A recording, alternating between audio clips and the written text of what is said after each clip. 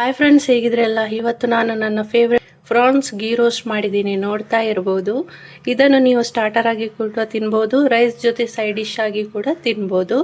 ನೀರು ದೋಸೆಯಲ್ಲಿ ತಿಂದರೆ ಅಂತೂ ತುಂಬಾನೇ ಚೆನ್ನಾಗಿರ್ತದೆ. ಬನ್ನಿ ಈ ಗೀ ರೋಸ್ಟ್ ರೆಸಿಪಿಯನ್ನು ಹೇಗೆ ಮಾಡಿದೆ ಅಂತ ಒಂದ್ಸಲ ನೋಡ್ಕೊಂಡು ಬರುವ. ಫ್ರಾನ್ಸ್ ಗೀ ರೋಸ್ಟ್ ಮಾಡೋದಕ್ಕೆ ಇಲ್ಲಿ ನಾನು 12ರಿಂದ 13 ಆಗುವಷ್ಟು ಬ್ಯಾಡಗಿ ಮೆಣಸು ತಗೊಂಡಿದ್ದೇನೆ, ನೋಡ್ತಾ ಇರ್ಬೋದು.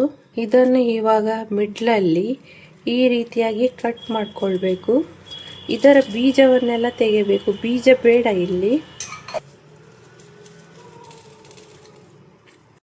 ಇವಾಗ ಮೆಣಸನ್ನೆಲ್ಲ ಒಂದು ಬೌಲಿಗೆ ಹಾಕೊಂಡಿದ್ದೀನಿ, ನೋಡ್ತಾ ಇರ್ಬೋದು. ಇದರ ಬೀಜ ಎಲ್ಲ ತೆಗೆದೆ ನೋಡಿ, ಇಷ್ಟು ಬೀಜ ಇತ್ತು ಇದರಲ್ಲಿ. ಇವಾಗ ಇದಕ್ಕೆ 10ರಿಂದ 15 ಆಗುವಷ್ಟು ಗೋಡಂಬಿ ಹಾಕೊಳ್ತಿದ್ದೀನಿ. ಗೋಡಂಬಿ ಮತ್ತು ಬ್ಯಾಡಗಿ ಮೆಣಸಿಗೆ 1 ಲೋಟ ಆಗುವಷ್ಟು ಬಿಸಿ ನೀರು ಹಾಕೊಳ್ತಿದ್ದೀನಿ.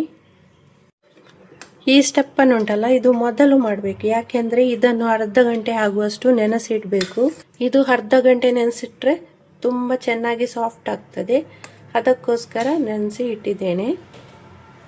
ಇದನ್ನೀಗ ಲೀಡ್ ಕ್ಲೋಸ್ ಮಾಡಿ ಒಂದು ಸೈಡಲ್ಲಿ ಇಡುವ. ಈಗ ಗೀ ರೋಸ್ಟ್ ಮಸಾಲ ರೆಡಿ ಮಾಡೋದಕ್ಕೆ ಒಂದು ಬಾಣಲೆ ಬಿಸಿ ಹಾಕ್ಲಿಕ್ಕೆ ಇಟ್ಟಿದ್ದೀನಿ.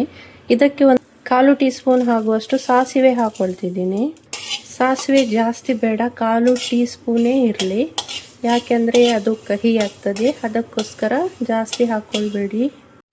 ಮತ್ತು 1/4 ಟೀ ಸ್ಪೂನ್ ಆಗುವಷ್ಟು ಮೆಂತೆ ಹಾಕ್ಕೊಳ್ತಿದ್ದೀನಿ. ಇದು ಹಾಗೆ ಜಾಸ್ತಿ ಹಾಕ್ಕೊಳ್ಳೋದು ಬೇಡ, ಮೆಂತೆ ಕೂಡ ಕಹಿ ಆಗ್ತದೆ. ಇದು ಸ್ವಲ್ಪ ಫ್ರೈ ಆಗಲಿ.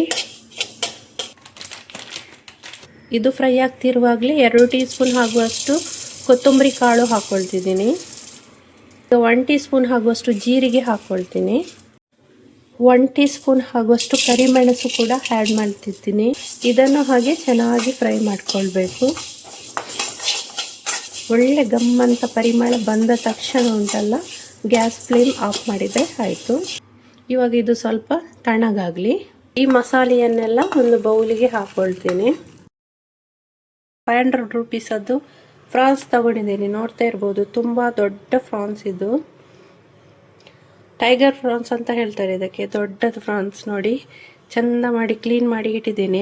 ಇದರ ಹಿಂದ್ಗಡೆ ಬ್ಲ್ಯಾಕ್ ಕಲರ್ ಅದು ಒಂದು ದಾರ ತರ ಬರ್ತದೆ, ಅದನ್ನು ನಾವು ಸೀಳು ಮಾಡಿ ತೆಗಿಬೇಕು. ನೋಡಿ, ಇಲ್ಲಿಂದ ನಾನು ತೆಗೆದಿದ್ದೆ, ಅದು ತೋರಿಸ್ಲಿಕ್ಕೆ ಆಗಲಿಲ್ಲ. ಕ್ಲೀನ್ ಮಾಡಿ ಆಯಿತು, ಅದನ್ನು ತೆಗೆಯಲೇಬೇಕು. ತೆಗೆಯಲಿಲ್ಲ ಅಂದರೆ ತಿಂದದ್ದು ಡೈಜೆಷನ್ ಅಂತೂ ಆಗೋದೇ ಇಲ್ಲ.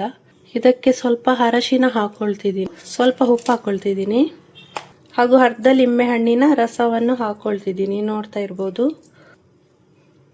ಇವಾಗ ಇದನ್ನು ಚೆನ್ನಾಗಿ ಮಿಕ್ಸ್ ಮಾಡ್ಕೊಳ್ಬೇಕು. ಇದನ್ನು 10 ಮಿನಿಟ್ ಆಗೋ ತನಕ ಸ್ವಲ್ಪ ರೆಸ್ಟಿಗೆ ಬಿಡುವ. ಈಗ ಮಿಕ್ಸಿ ಜಾರ್ ತಗೊಂಡಿದ್ದೀನಿ. ಇದಕ್ಕೆ ನಾವು ಫ್ರೈ ಮಾಡಿ ಇಟ್ಕೊಂಡಿದ್ದಂತಹ ಮಸಾಲ ಹಾಕೊಳ್ತಿದ್ದೀನಿ. ಇದನ್ನೊಂದ್ಸಲ ಫಸ್ಟಿಗೆ ಚೆನ್ನಾಗಿ ಪುಡಿ ಮಾಡುವ.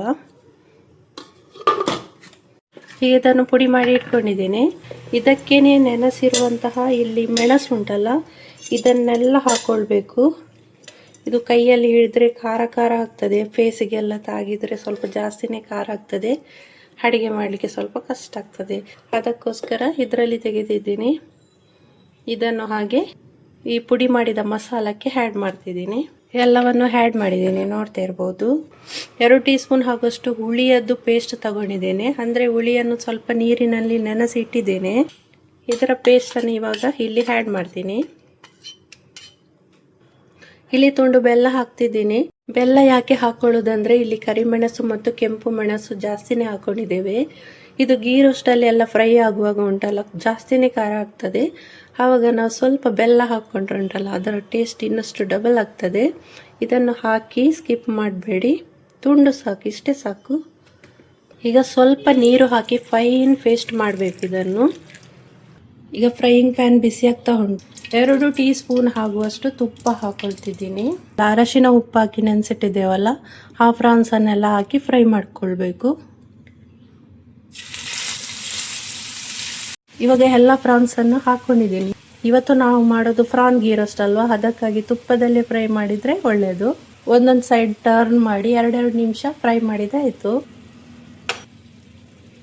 ಇವಾಗ ಇದು ರೆಡಿ ಆಯಿತು. 2 ನಿಮಿಷ ಹಾಗೆ ನೀರು ನೋಡಿ ತುಂಬಾನೇ ರಿಲೀಸ್ ಆಗಿದೆ ಇದರದ್ದು. ಈಗ ಇನ್ನೊಂದು ಬಾಣಲೆ ಇಟ್ಟಿದ್ದೇನೆ, ಬಾಣಲೆ ಬಿಸಿ ಆಗ್ತಾ ಉಂಟು. ಇದಕ್ಕೆ 2 ಟೀ ಸ್ಪೂನ್ ಆಗುವಷ್ಟು ವಾಪಸ್ ತುಪ್ಪ ಹಾಕೊಳ್ತೀನಿ. ಇಲ್ಲಿ ಗ್ಯಾಸ್ ಫ್ಲೇಮ್ ಸಿಮ್ಮಲ್ಲೇ ಇರಬೇಕು.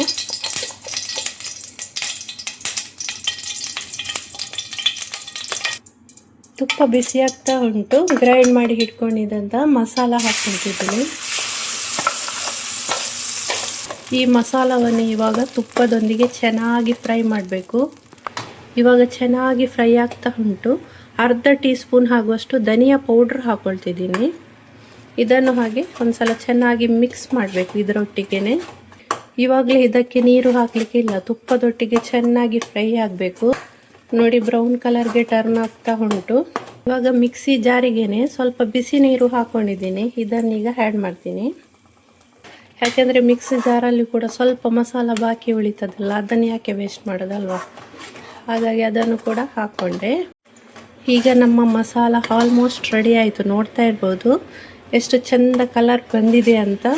ಇವಾಗ ತುಪ್ಪದಲ್ಲಿ ಫ್ರೈ ಮಾಡಿರುವಂತಹ ಫ್ರಾನ್ಸ್ ಹಾಕ್ಕೊಳ್ತಿದ್ದೀನಿ, ನೀರು ಸಮೇತ. ಆಯಿತಾ, ಇದು ನೀರು ವೇಸ್ಟ್ ಮಾಡಲಿಕ್ಕೆ ಇಲ್ಲ, ಇದರಿಂದಲೇ ಟೇಸ್ಟ್ ಬರ್ತದೆ. ಅದು ಫ್ರಾನ್ಸದ್ದೇ ನೀರಲ್ವಾ.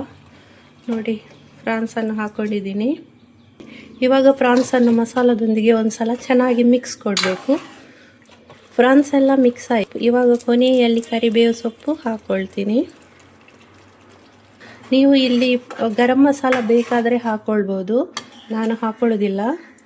ಗರಂ ಮಸಾಲ ಬೇಡ ನಮಗೆ, ಅದು ಫ್ರಾನ್ಸದ್ದೇ ಟೇಸ್ಟ್ ಚೆನ್ನಾಗಿರ್ತದೆ ಇದರಲ್ಲಿ. ಅದು ಬೇಕಂತ ಅನಿಸಿದವರು ಮಾತ್ರ ಹಾಕ್ಕೊಳ್ಳಿ. ಈ ಮಸಾಲದೊಂದಿಗೆ ಫ್ರಾನ್ಸ್ ಉಂಟಲ್ಲ, ಒಂದು 2ರಿಂದ 3 ನಿಮಿಷ ಬೆಂದರೆ ಸಾಕು, ಜಾಸ್ತಿ ಏನು ಬೇಯೋದು ಬೇಡ. ಇದು ಆಲ್ರೆಡಿ ನಾವು ಫ್ರೈ ಮಾಡಿದ್ದೇವೆ ಅಲ್ವಾ, ಬೇಗನೆ ಬೇಯ್ತದೆ ಫ್ರಾನ್ಸ್.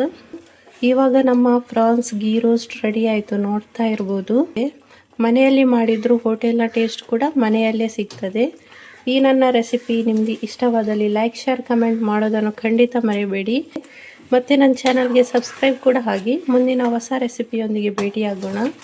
ಅಲ್ಲಿ ತನಕ ಬಾಯ್.